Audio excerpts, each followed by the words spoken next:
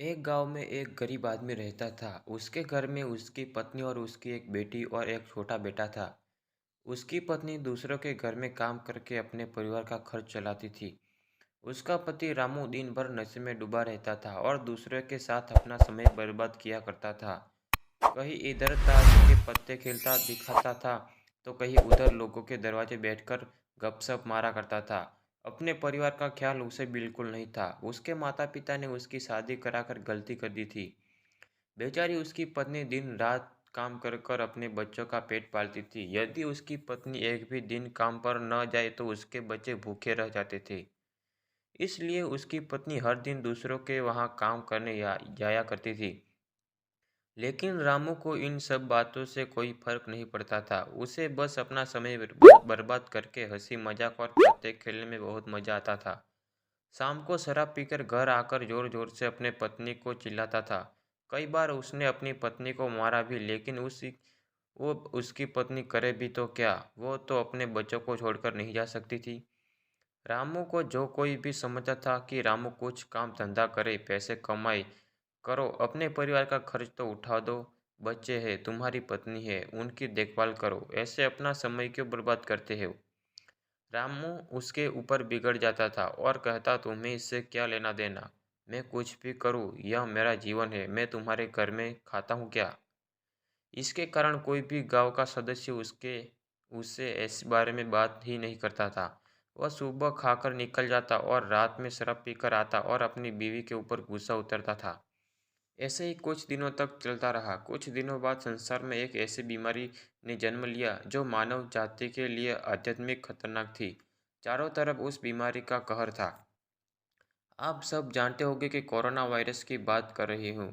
जब सरकार द्वारा लॉकडाउन लगा दिया गया, तब चारों तरफ लोगों का एक दूसरे के वहाँ जाना जाना बंद हो गया था। सारे कार्य, सारी फैक्ट्रियाँ, सारी गाड़ियाँ इत्यादि बंद हो गई थी। अब रामू का परिवार भूखा मरने लगा था, क्योंकि उसकी पत्नी पत्नी जो रोज कमाने जाती थी, वह अब किसी से घर के इस कारण के नहीं जा पाती थी कि इस बीमारी की वजह मैंने जो जाऊंगी। लोग उसे अब काम पर बुलाना बंद कर दिए थे। उसके परिवार में अनाज का एक दाना भी नहीं था, ना ही उसके घर में कुछ पैसे थे। वह अब क्या करता। उसका छोटा बेटा भी बीमार पड़ गया। बच्चे की तबीयत ज़्यादा खराब हो गई थी। तब रामू ने समझ आया अपने परिवार का ध्यान देना चाहिए। उसने बच्चे को अस्पताल ले जाने को सोचा, परंतु उसके पास पैसे नहीं थे। वह गांव वालों से पैसे उधार मांगने गया। गांव वालों ने कहा, पहले कहने पर तो हमें लोगों को जली कटी सुना देते थे, अब इस लॉकडाउन में हमारे पास कहाँ से पैसे आए जो मैं तुम्हें दूँ। यह कहकर सब उसे लौटा देते थे। रामू बहुत परेशान था। अब करे भी तो क्या करे। वह चाहकर भी कुछ न कर सकता था। पूरा दिन बीत गया। समय पर इलाज न मिलने के कारण उसने बेटी की तबीयत और भी ज़्यादा खराब हो चली गई।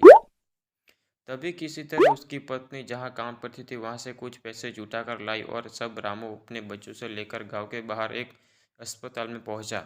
रामू दौड़ता हुआ डॉक्टर के पास गया। उसने कहा, डॉक्टर साहब, मेरे बच्चे को बचा लीजिए। डॉक्टर साहब ने सारे इंस्ट्रूमेंट लगा चेक किया, तब उसका बेटा मर चुका था।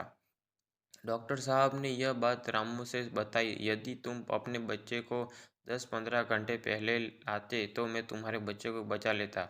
मुझे बहुत दुख हो रहा है कि मैं तुम्हारे बच्चे को बचा नहीं सका। यह सुनकर रामू को पैरों के नीचे से जमीन खिसक गई। वह जोर जोर से रोने लगा और कहने लगा, यह सब मेरी गलती है। मैंने जीवन में कुछ नहीं किया, सिर्फ अपने समय को बर्बाद किया। यदि आज मेरे पास पैसे होते तो मैं अपने बेटे को हॉस्पिटल जल्दी ला पाता और मेरा बेटा बच जाता। मैंने अपने जीवन में समय समय को बहुत बर्बाद किया है, परंतु आज बेटे को खोने के बाद मुझे समय की अहमियत पता चल गई है।